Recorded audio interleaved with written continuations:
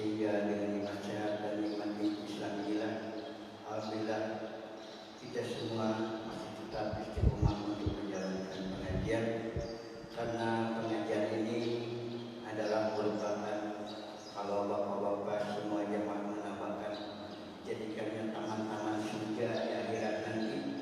Inilah taman-taman surga ya, nanti yang akan menghiasi kita di akhirat nanti itu adalah taman-taman surga seperti ini, yaitu mendatangi majlis-majlis ilmu seperti ini ya. Jangan mengharapkan taman-taman surga terus ya, kalau majlis-majlis ilmu tidak pernah kita isi, tidak pernah kita ikut di dalam pengajian ya. Inilah taman-taman surga ya, seperti ini. Terlebih dahulu mari kita panjatkan puji dan syukur kepada Allah Subhanahu wa taala atas limpahan rahmat dan karunia-Nya. Alhamdulillah pagi hari ini ya kita beri keberkahan, sholawat serta salam bagi limpahkan bagi Allah yang beribadah Muhammad sallallahu alaihi wasallam, pada keluarganya, para sahabatnya, serta nabi-nabi selamat datang. Mari kita awali dengan sholawat tasyahud dulu ya. Kita memuji kepada Allah Subhanahu dan Rasulullah SAW. Mudah-mudahan kita mendapatkan syafaatnya dari Rasulullah SAW di yaumil akhir nanti. Allahumma shalli ala sayyidina Muhammad wa asyril qalimin bil qalimin. Allahumma shalli ala sayyidina Muhammad wa asyril qalimin bil qalimin wa ahlina min bainihim salimin wa ala alihi wa sahbihi ajma'in. Mari buka bersama dengan bacaan basmalah. Bismillahirrahmanirrahim. Untuk selanjutnya kami persilakan kepada Pak Ustaz Abu Ibrahim.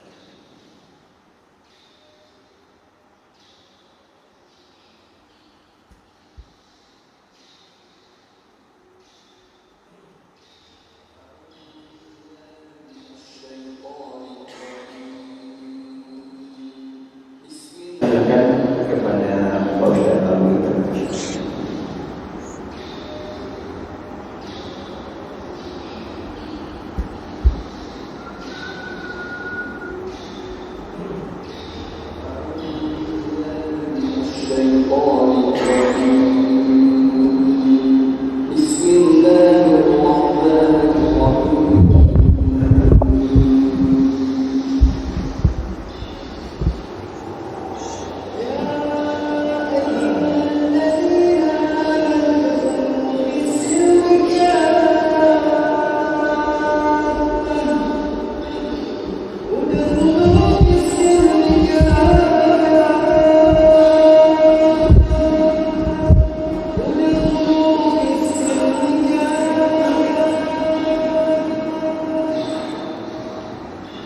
Bismillahirrahmanirrahim. Assalamualaikum warahmatullahi wabarakatuh. Alhamdulillah, nahmaduhu wa nasta'inuhu wa nastaghfiruh wa na'udzu billahi min shururi anfusina wa min sayyiati a'malina. من يهد الله فلا مضل له ومن يضلل فلا هادي له. أشهد أن لا إله إلا الله وحده لا شريك له وأشهد أن محمدا عبده ورسوله لا نبي ولا رسول بعده. اللهم صل على محمد وعلى آله وأصحابه ومن تبعهم بإحسان إلى يوم الدين. Jamaah kaum muslimin rahimahullah, tidak henti-hentinya kita memanjatkan puji syukur kehadirat Allah Rabbul Alamin, karena pada detik ini Allah masih memperkenankan kita berusia panjang dalam keadaan sehat walafiat, juga dalam keadaan iman Islam, sehingga baru saja kita menyelesaikan ibadah wajib kita salat subuh, dan alhamdulillah dilaksanakan secara berjamaah dan dilanjutkan dengan kajian. Tak lupa salawat salam semoga selalu terlimpah curahkan kepada junjungan Allah, kekasih kita, contoh terbaik, uswah hasanah, Nabi besar Muhammad sallallahu alaihi wasallam, pada seluruh keluarganya, sahabatnya. Semoga kita umatnya juga mendapatkan rahmat. Masyiral muslimin rahimahullah, pada kesempatan pagi yang cerah ini kami ingin mengangkat dan kedepannya kita bahas tentang kajian Islam kafah, Islam secara kafah. Pertanyaan besarnya, apa sih Islam kafah itu? Sebuah gambaran, sebuah ilustrasi yang coba ingin memvisualkan, ingin menggambarkan hal itu sebagai contoh perumpamaan. Ada 6 orang buta yang dilepas di kebun binatang untuk memahami, untuk mendeskripsikan, untuk memaparkan, menggambarkan apa sih gajah secara dengan kata-kata yang jelas dan terperinci. Dimulai dari bagian depan, bagian kepala. Orang buta yang pertama, si A, yang kebetulan memegang belalai gajah. Si buta ini, si A ini mengatakan bahwa gajah itu seperti ular, karena yang dia raba, yang dia pahami, yang dia pegang saat itu adalah belalai gajah. Maka yang dia mengatakan, wah sudah ngawur, ngotot, masa gajah seperti ular? Kata yang B mengatakan tidak, Pak. Gajah itu adalah seperti tombak. Kenapa seperti itu? Dia menggambarkan seperti itu karena pada saat itu yang dia raba, yang dia pahami, yang dia deskripsikan itu dia pegang daging gajah, sehingga si gajah itu dikatakan oleh dia seperti tombak. Datang yang C, wah si A, si B, tahu semuanya. Masa gajah seperti ular atau seperti tombak? Yang benar saya, gajah itu seperti kipas. Kenapa demikian? Karena yang dia pegang, karena yang dia pegang, karena yang dia ingin deskripsikan itu kebetulan memegang telinga gajah. Maka dia mengatakan gajah itu seperti kipas. Datang yang B, A, B, C, udah salah ngopek. Yang paling benar saya, kata si D, gajah itu seperti pohon. bulat. Kebetulan yang dia pegang itu kakinya. Kaki dia. Datang yang semua salah. Yang paling benar saya. Gajah itu seperti dinding. Gajah itu seperti tembok. Karena yang dia abaikan badan gajah. Datang yang terakhir mengatakan semua salah, semua ngawur. Tidak ada yang benar. Yang paling benar saya katanya. Gajah itu seperti cambuk. Karena yang dia pegang adalah ekor gajah.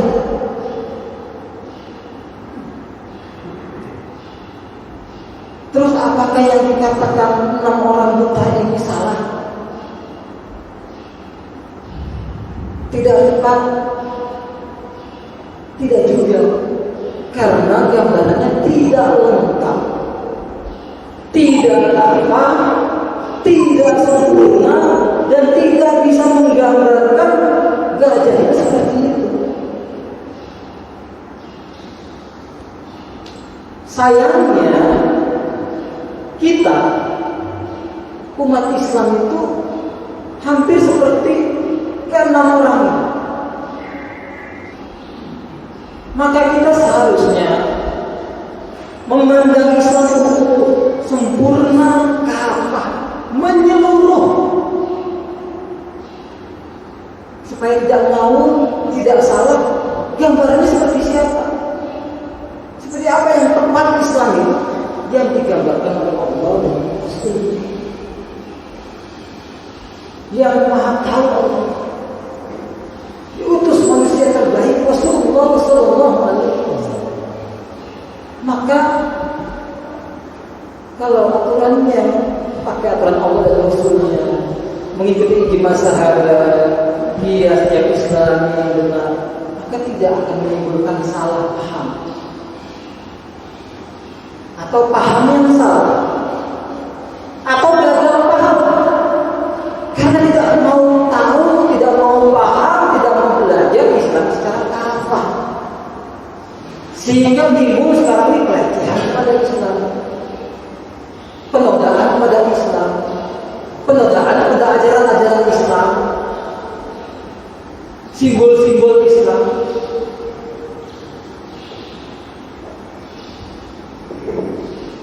Sehingga kita terseret oleh gambaran orang-orang yang membenci Islam.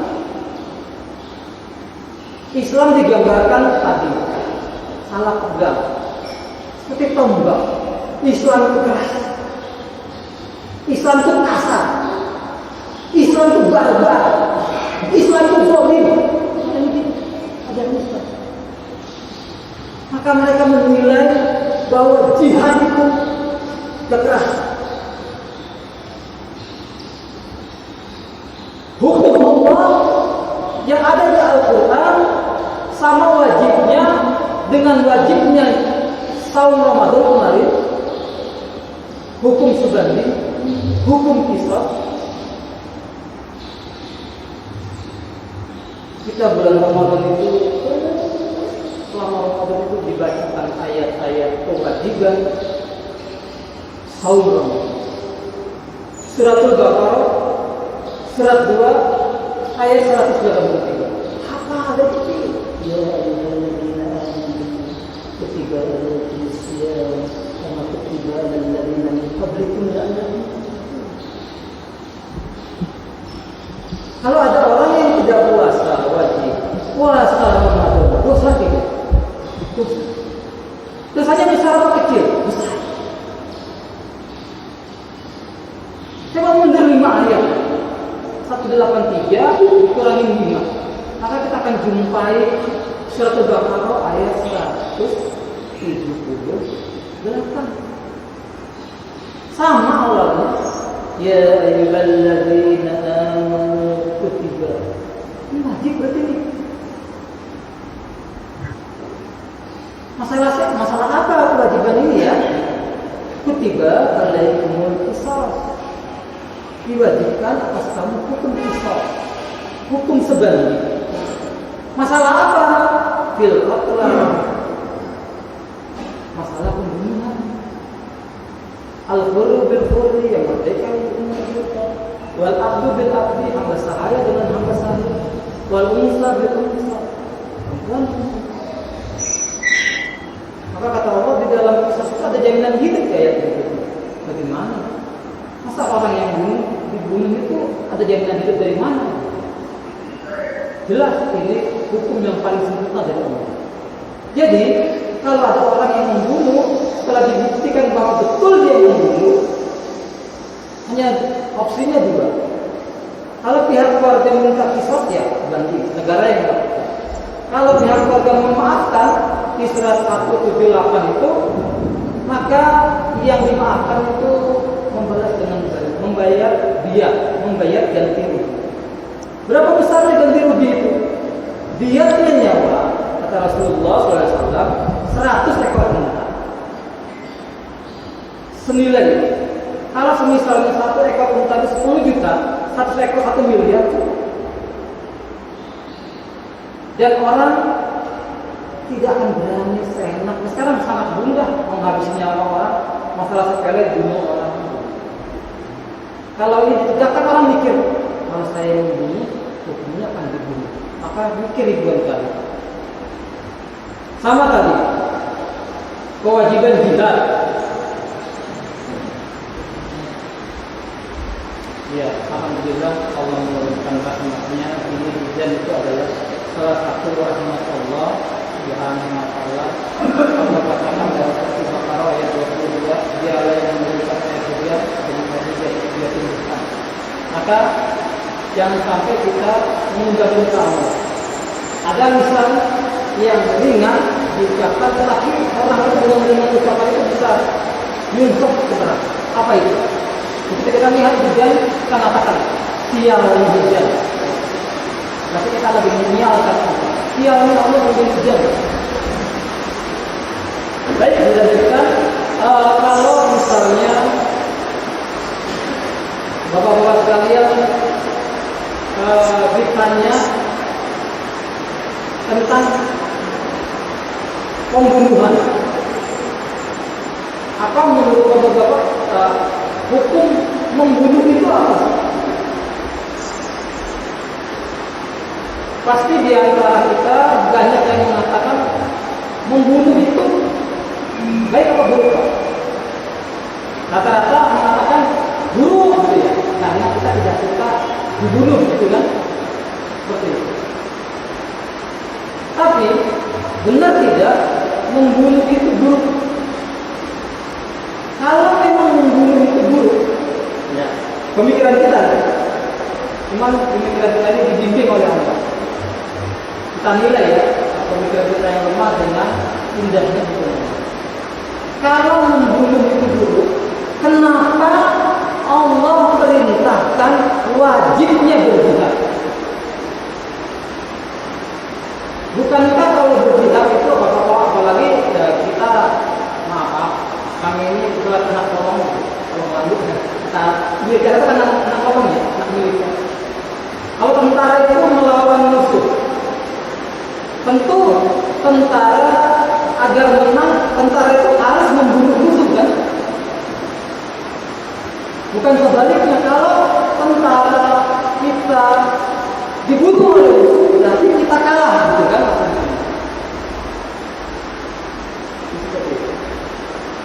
Jadi sering kita menilai hukum Allah itu membunuh itu buruk.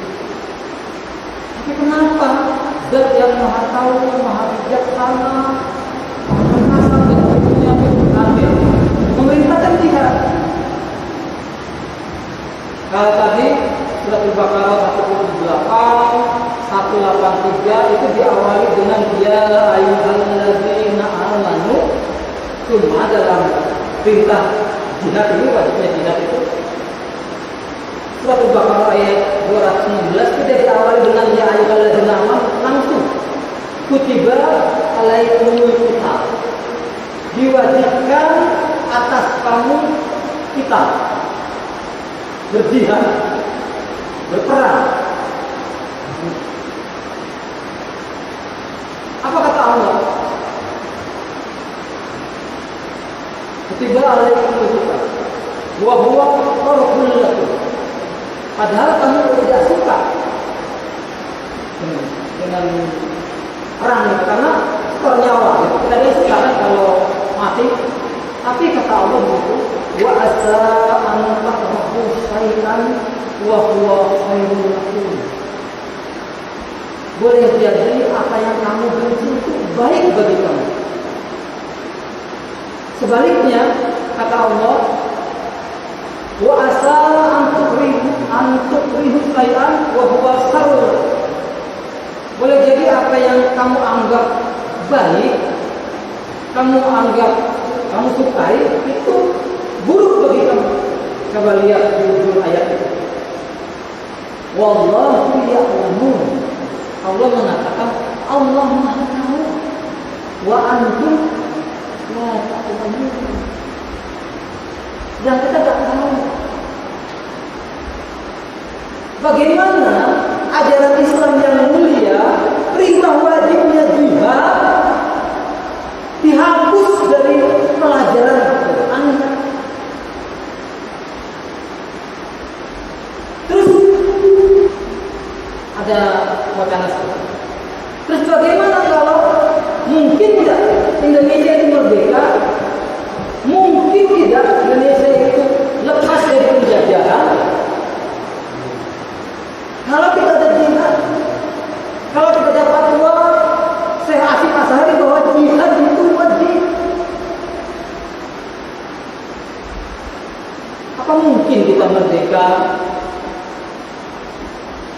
tidak melakukan apa-apa diam saja? Mungkin tidak. Ada perubahan dilakukan oleh orang yang diam, orang yang tidak mau berjuang, orang yang tidak mau berjihad, orang yang leha-leha, orang yang mongko-mongko, orang yang ngopi santai, bahasa anak sekarang itu bahasa gaulnya santuy, dangdutan misalnya, ujuk-ujuk merdeka gitu. Dari mana ceritanya? Bukankah kata Allah Subhanahu wa taala, Allah berfirman, Innallaha la yughayyiru ma biqaumin. Sesungguhnya Allah tidak akan mengubah sesuatu kaum hatta yughayyiru ma bi anfusihim, sampai mereka mengubah yang ada pada dirinya. Surat Ar-Ra'd surat ke-13 ayat 11. Jadi, Bapak-bapak sekalian, beragama Islam itu tidak hanya agama, tapi adalah pandangan hidup yang sempurna. Sudah sempurna. Ketika kita mau beribadah, baik ibadah khos, sholat, puasa, zakat dan yang lain, maupun ibadah yang am, yang menyeluruh, hubungan kita, mengatur keluarga kita, mengatur masyarakatnya, mengatur ekonominya, bernegaranya, sudah sempurna. Terus gimana? Cukup copy paste. Copy paste dari siapa? Copy paste dari manusia terbaik. Yang kata Allah dalam Quran surat Al-Ahzab 21 itu, laqad kana lakum fi rasulillahi uswatun hasanah. Telah ada pada diri Rasul uswah hasanah, contoh terbaik. Jadi jangan malu, open. Wah, semua yang dari barat bagus sih katanya gitu, membuka diri. Ini dicontohkan atau tidak? Kalau diambil rusak atau tidak? LGBT, gay, homoseksual, yang ini dilaknat oleh Allah, yang dilakukan oleh kaumnya Nabi Lut, dipodcastkan tutorial menjadi gay di Indonesia. Terus kata podcast ini, terus saya salah apa ya? Oh tidak, istrinya Nabi Lut itu bukan lesbian. Istrinya Nabi Lut itu juga bukan gay kan? Tapi dia informan kepada kaum Nabi Lut. Saat itu Nabi Lut didatangi dua malaikat, malaikat Jibril dan Mikail, menyerupai manusia. Sebelumnya dua malaikat itu mampir ke rumahnya Nabi Ibrahim, memberikan berita gembira bahwa istri pertamanya yang katanya mandul, Sarah itu akan punya anak. Setelah itu ditanyakan, mau kemana kau sekarang? Mau ke negeri yang Allah berkatakan. Di mana Sodom? Sodom itu bukit. Allah balik. Jadi kalau ada laki-laki namanya Sodom. Dari asalnya ini. Di mana negeri itu? Kalau kita ke perbatasan Yordan dan yang lain di Arab, karena Palestina ke arah sana, itu ada namanya Laut Mati. Nah itulah di balik bumi. Kalau kita lihat sekarang ini ditanya kita ada di mana, di ketinggian berapa DPR di atas permukaan laut. Sedangkan Laut Mati itu di bawah permukaan laut. Di balik. Kok mau pulang? Dua pasangan ini mampir ke Padang. Yang aneh masyarakat Padang itu selfie-an dengan dua pasangan ini. Kemarin petugas Inggris mengibarkan bendera pelangi. Mereka berani banget. Maka kita cukup kuat tapi pasti. Jangan nekat, jangan ngedit, jangan ngebela orang Islam. Kok ada yang berani menyerang 300 ayat dihapus? Nauzubillah. Maka Rasulullah SAW pernah menyampaikan kepada Allah, wahai Rabb, wahai Allah, gitu. Sesungguhnya mereka dari pengikutku. Lalu Allah menjawab. Nah kalau ada hadis seperti ini, Allah berfirman, berarti ini namanya hadisul qudsi, firman Allah. Tapi yang tidak dikatakan ke Al-Quran ini hadis. Tetapi tidak boleh dipakai untuk habis sholat Al-Fatihah baca ini. Tidak boleh. Apa kata Allah? Allah berfirman. Nah ini hadis qudsi ceritanya. Sesungguhnya, engkau tidak tahu Muhammad bahwa sepeninggalmu mereka telah mengganti ajaranmu.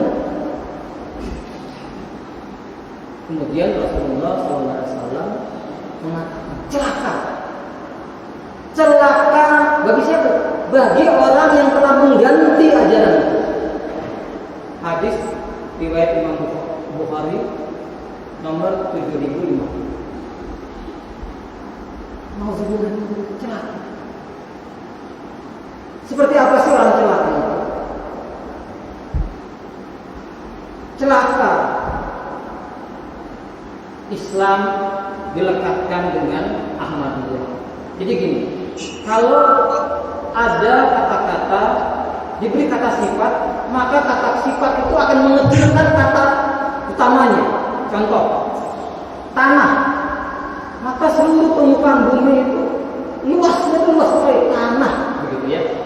Tapi begitu dikasih kata sifat, tanah lapang, maka tanah itu menyempit sebesar lautan.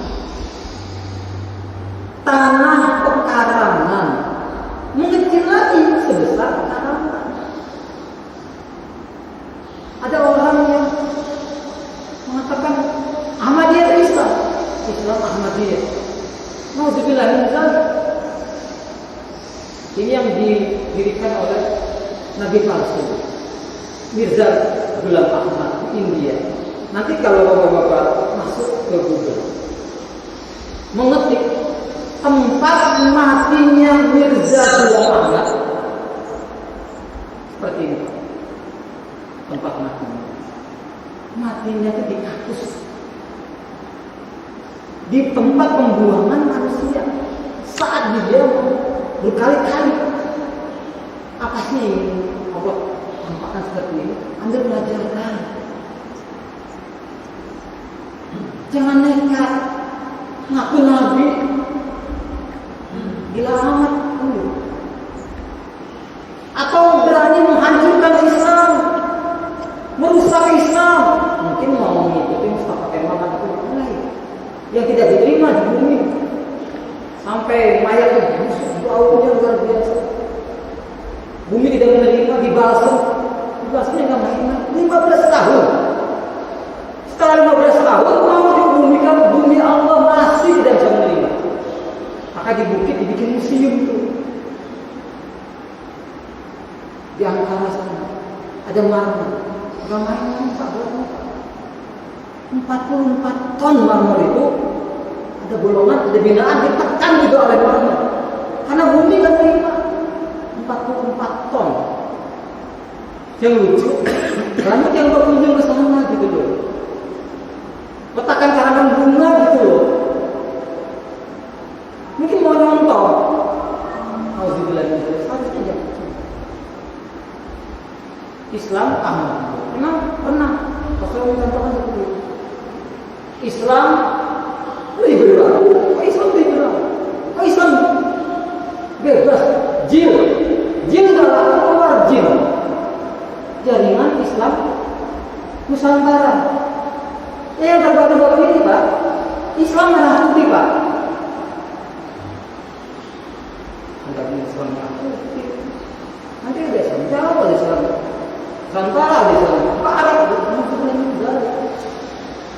Islam moderat. Gak laku. Atau wasatiyah. Benar gak sih? Atau moderasi beragama? Ini faktanya. Coba. Upaya moderasikan agama Islam terus masif dilakukan. Melalui tema wasatiyah dalam perspektif fikih dan usul fikih, Direktorat Guru dan Tenaga Kependidikan Madrasah Kementerian Agama atau Kemenak melakukan penguatan moderasi beragama di lingkungan madrasah. Dari acara workshop tersebut, istilah Islam moderat atau wasatiyat adalah pertama, keadilan, kebaikan, dan integritas. Kedua, bersikap sedang, tidak berlebihan dalam beragama dan tidak pula kurang. Ketiga, bersikap adil, karena adil berada di tengah antara lebih dan kurang. Dalam acara tersebut juga dijelaskan, kaum muslim wajib menahan diri dari menggunakan nama Allah atau atas nama agama untuk membenarkan tindakan pembunuhan, pengasingan, diskriminasi, intoleransi, ekstremisme, terorisme, serta penindasan. Sebab semua itu bertentangan dengan wasatiyat al-Islam atau moderasi dalam Islam. Sekilas, narasi dari makna Islam moderat begitu sangat apik, seakan-akan menjaga kerukunan antar umat dan mencintai keadilan. Namun istilah Islam moderat sebenarnya tidak pernah dikenal dalam sejarah kaum muslimin sebelumnya. Penjelasannya tidak ditemukan dalam kitab-kitab Turath para ulama salafus sholih, baik itu dalam kitab Mu'jam, fikih, atau lainnya. Meskipun para pengusung Islam moderat mengklaim dasar bagi moderasi adalah istilah ummatan wasaton, seperti dalam surah Al-Baqarah ayat 143. Nyatanya makna ini tidaklah berdasar, baik secara lafaz maupun secara ma'thur atau berdasarkan hadis. Imam At-Tabari menjelaskan makna wasfu dalam surah Al-Baqarah ayat 143 adalah al-khiyar atau terbaik dan al-hasabu atau pilihan. Jadi, ia adalah pilihan di antara kaumnya, yaitu pilihan terbaik, umat terbaik, dan sebagai wasit. Secara ma'thur, Imam At-Tabari menuliskan, Rasulullah SAW ketika menafsirkan wa kadzalika ja'alnakum ummatan wasaton adalah umat yang adil. Ummatan wasaton yang dilekatkan dengan umat Islam justru adalah umat terbaik, umat yang berbeda dengan umat yang lain. Jadi, ummatan wasaton sama sekali tidak ada kaitannya dengan moderasi.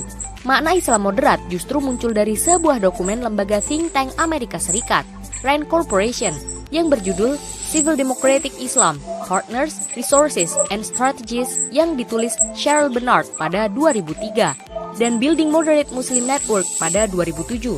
Dalam dokumen itu dijelaskan bahwa karakter Islam moderat adalah mendukung demokrasi, pengakuan terhadap HAM termasuk kesetaraan gender dan kebebasan beragama, menghormati sumber hukum non-agama, menentang terorisme dan kekerasan sesuai tafsiran Barat. Karakter moderat inilah yang dinarasikan sebagai Islam damai, tidak radikal, dan tidak liberal, pertengahan dan tidak ekstrim. Maka, langkah moderasi yang terstruktur dan masif ini justru akhirnya akan membawa kaum muslimin berpikiran sekuler radikal dan menjauhkan kaum muslimin dari ajaran Islam itu sendiri. Islam moderat akan membuat seorang muslim menolak pemberlakuan hukum Islam kafah, toleran terhadap penyimpangan akidah, tidak mendiskriminasi pelaku maksiat, menganggap Islam tak ada beda dengan aturan lain, serta menentang Islam politik seperti negara Islam, khilafah, dan jihad. Padahal, Islam diturunkan Allah ke tengah-tengah umat manusia sebagai petunjuk sistem kehidupan, yang di dalam syariatnya terdapat hukum-hukum Allah bukan hanya masalah ibadah dan akhlak saja, namun juga terdapat hukum-hukum terkait ekonomi, sosial, politik, dan sistem sanksi. Allah Subhanahu wa Ta'ala berfirman dalam Quran Surah An-Nahl ayat 89. Bismillahirrahmanirrahim.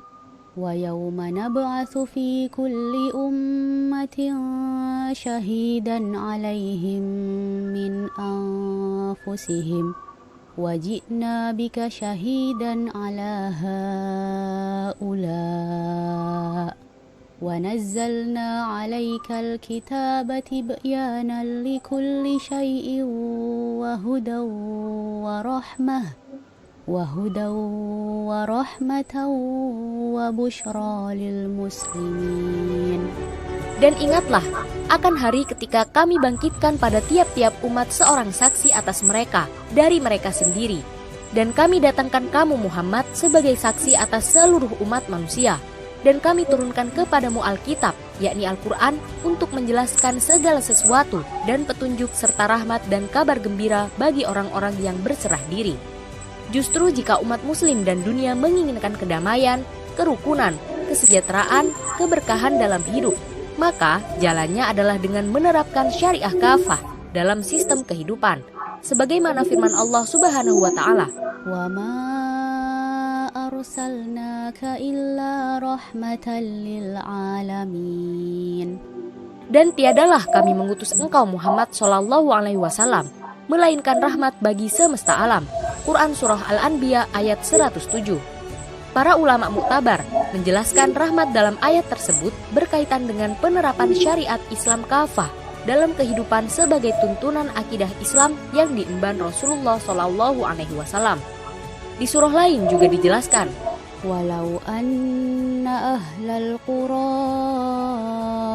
amanu wattaqaw lafatahna alaihim barakatim minas samai wal ardi walakin kadzabu fa akhadnahum bima kanu yaksibun. dan sekiranya penduduk negeri beriman dan bertakwa, pasti kami akan melimpahkan kepada mereka berkah dari langit dan bumi. Tetapi ternyata mereka mendustakan ayat-ayat kami, maka kami siksa mereka sesuai dengan apa yang telah mereka kerjakan. Quran Surah Al-A'raf ayat 96. Dalam praktiknya, penerapan Islam kafah yang melingkupi dataran bumi seluas 2/3 bagian selama 1400 tahun lamanya di masa lampau, terbukti mampu memberikan rasa keamanan, kesejahteraan, penjagaan kehormatan pada wanita dan anak-anak, melindungi kaum muslimin dan umat yang lemah, memberikan keberkahan bagi alam semesta yang tidak pernah dan tidak akan sanggup diberikan oleh sistem manapun.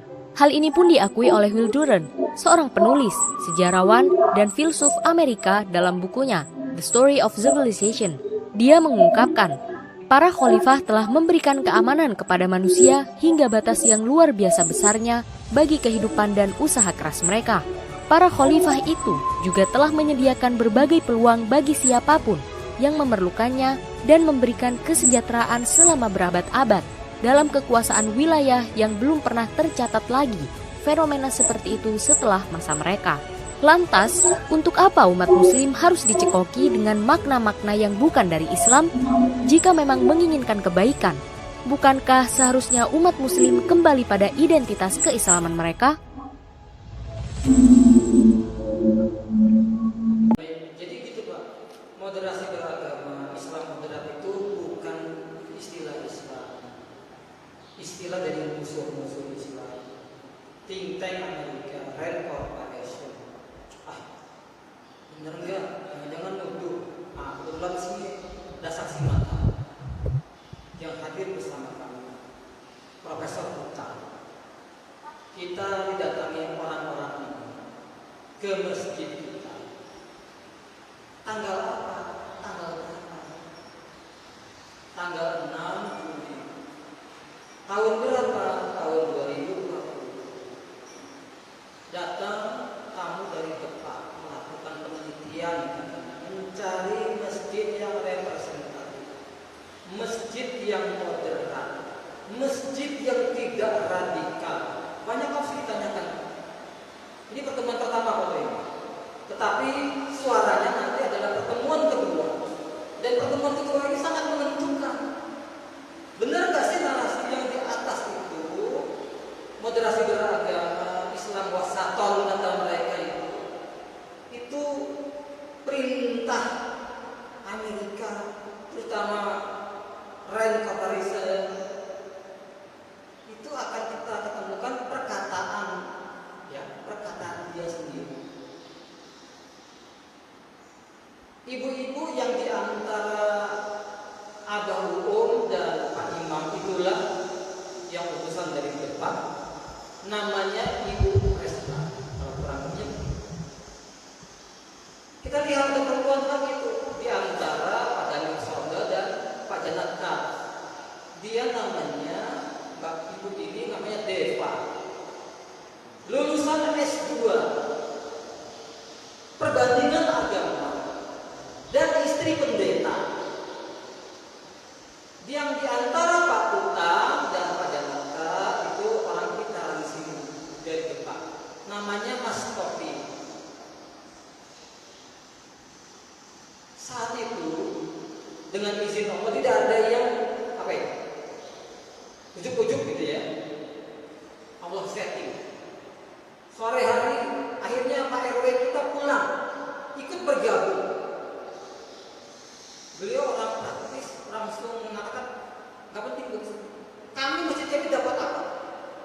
Akhirnya dia ungkap, maaf saya rekam, ini rekamannya, bukan main-main. Kita lihat apa kata Ibu Resna. Saya jelaskan ya, ini dijelaskan oleh dia sendiri.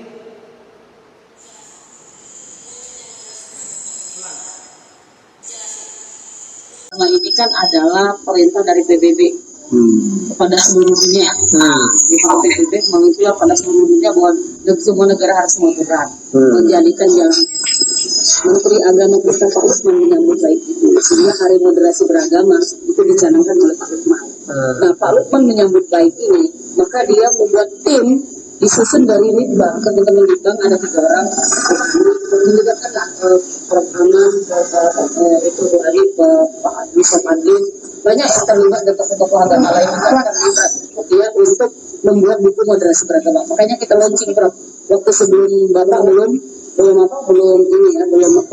lengser atau ini jadi menteri yang kemarin. Itu sudah ada. Nanti kami share lah buku moderasi beragamanya, saya kirim. Nah, untuk itu kami sudah juga melakukan beberapa workshop dan panduan di beberapa wilayah di Indonesia, melakukan untuk tingkat FKUB moderasi beragama untuk tokoh-tokoh masyarakat ormas. Nah, untuk sekarang kami melakukan untuk mencari modal untuk apa, kami petakan dulu dan kami bikin, oh ini ternyata di wilayah penelitian kami itu ada loh masjid-masjid yang moderat. Kalau selama ini orang bilang ini ada masjid radikal, ini ada masjid teroris. Nah, ada ternyata masjid itu masjid yang moderat, tidak sumber radikal. Memang betul pertanyaan Bapak itu. Ada nggak dengan maksudnya indikatornya sebetulnya? Indikatornya itu Pak. Jadi kita tidak salah maksudnya begini. Selama ini sudah ada yang belum hasil penelitian yang terkait dengan masjid. Oh belum. Moderat. Iya, ini sudah belum. Saya bilang Ini lagi saya Indonesia, tapi theoretical framework-nya ada Pak di kamu. Dan tadi sudah saya jelasin theoretical framework itu baru kita teliti. Iya, betul. Atau sudah ada. Baru kita. Kan ada nggak maksudnya adanya buku moderasi. Ini theoreticalnya, indikatornya nggak ada. Makanya kan kami mau menunjukkan, oh ini ada loh di awal barokahnya, enggak, bukan masjid radikal, bukan sarang teroris gitu loh masjid itu. Ini loh masjid moderat gitu. Nah, begitu Pak RW.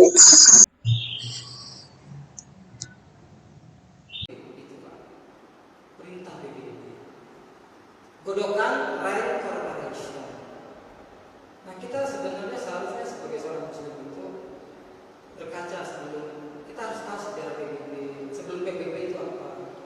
Sebelum PBB itu Liga Bangsa-Bangsa. Liga Bangsa-Bangsa itu dibentuk oleh siapa? Oleh penjajah saat itu, negara adidaya saat itu Inggris dan Prancis. Maka Liga Bangsa-Bangsa untuk apa? Untuk menghancurkan negara adidaya atau Utsmani saat itu. Sedangkan PBB sekarang ini dikomandani oleh Amerika pasca Perang Dunia Kedua. Dan begitu. Jadi inilah Allah katakan, Allah sudah katakan dalam surat Al-Baqarah ayat 120, walan tardo ankal yahud walan nasara hatta menatahu. Kata Allah, tidak akan pernah ridho, tidak akan pernah ridho tidak pasti. Dan terus apa sih? Oh, ternyata mereka ingin bikin makar. Diciptakanlah stigma Islam moderat, Islam radikal. Apa sih Pak? Ini politik belah bambu. Kalau kita mau membelah bambu, bikin pagar, bambunya bulat. Yang satu diinjak, yang satu diangkat kan Pak? Begitu. Satu dibilang moderat, diangkat. Liberal. Nusantara. Yang satu radikal, fundamental, diinjak. Itu stigma. Maka kata Allah, mereka akan bikin makar. Wa makaru wa makarullah. Tapi kata Allah, Allahu khairul makirin. Allah sebaik-baik makar. Singkat. Mohon maaf karena rekamannya jauh sampai saya kesini di sana. Tapi ini untuk apa sih Pak? Kami ingin membuktikan hati-hati. Nanti kalau diusut saya berani bertanya. Ada rekamannya. Ini perintah PBB. Begitu. Bukan bikin-bikin, bukan tudingan. Dananya nggak main-main Pak. Awalnya 400 miliar naik menjadi 3,2 triliun. Nauzubillah. Baik, begitu ya Pak ya, bahwa Islam itu adalah agama dalil. Kalau ada dalilnya, ayatnya mana, Qurannya mana, bukan dongeng, bukan cerita, bukan kata orang. Jadi nanti kita moderasi beragama. Islam mau dimoderatkan, Islam mau dirubah. Nauzubillah.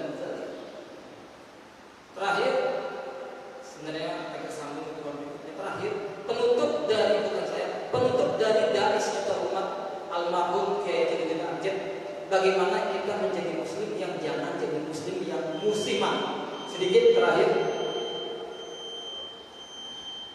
Musiman.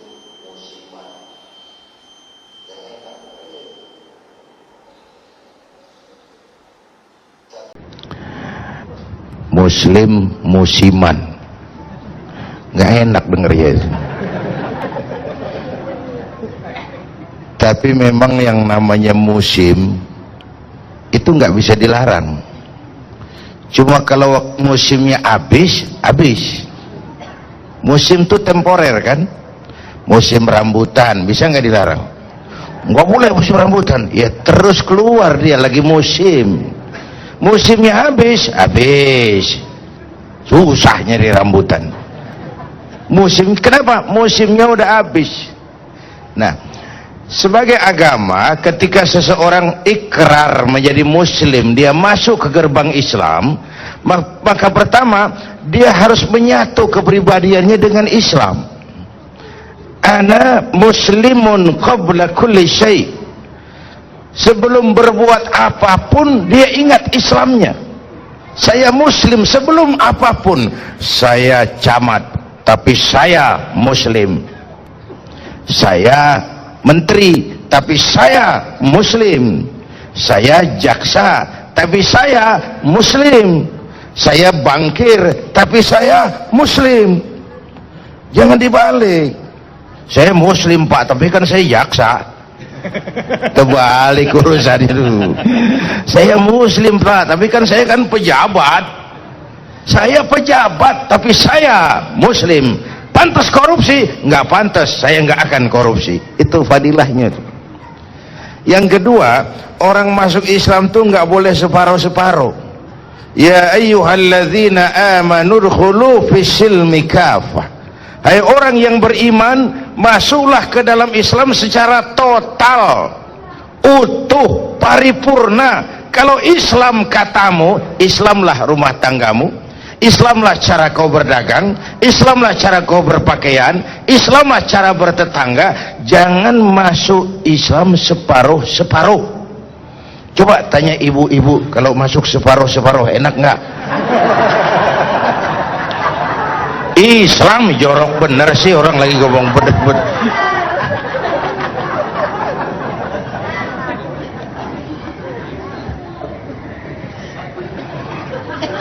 Jangan dipikirin gitu.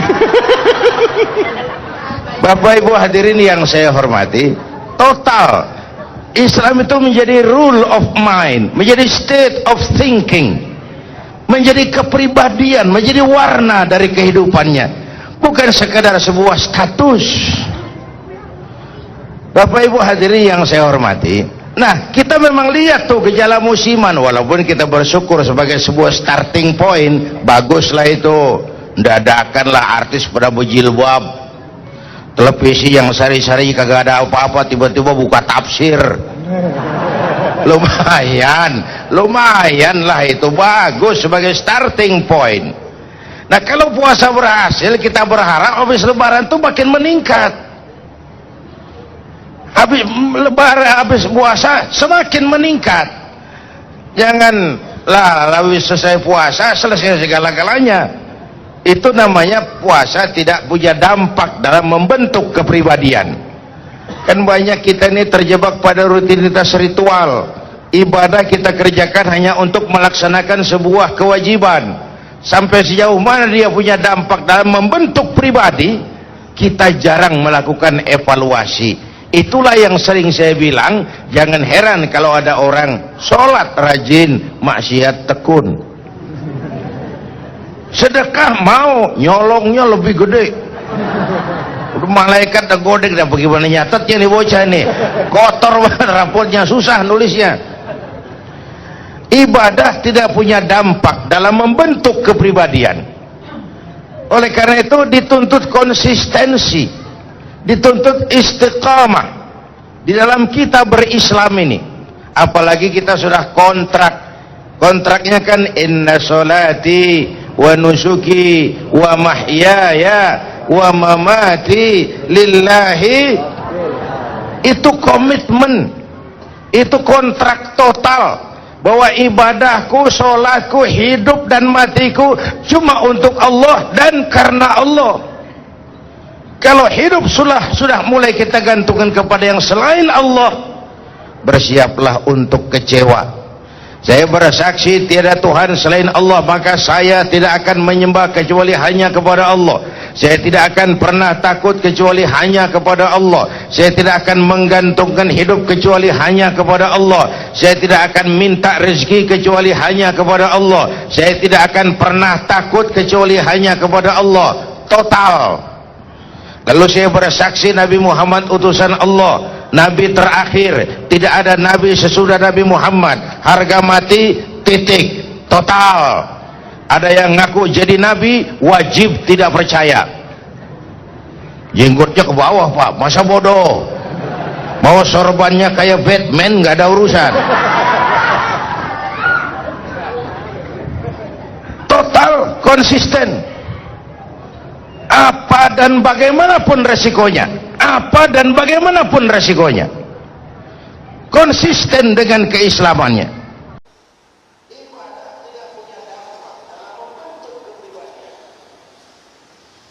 Baik, mudah-mudahan bulan Syawal ini artinya meningkat, ibadah punya dampak, Islam itu sempurna.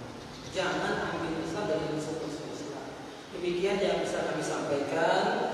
Jadi periksa dulu umat bersama, moderasi ini dari mana? Jangan ikut. Tadi sudah kami beberkan faktanya, ya. Mudah-mudahan kita menjadi Islam yang kafah, Islam yang saling menyatu, tidak meracuni, tidak mau stigma, garis kelas, garis lembek, moderat, radikal. Maka kita bersama, satu tubuh. Demikian, insya Allah akan sambung di pertemuan berikutnya. Hanya Islam yang dilanjutkan. Demikian, kurang lebihnya mohon maaf. Wassalamualaikum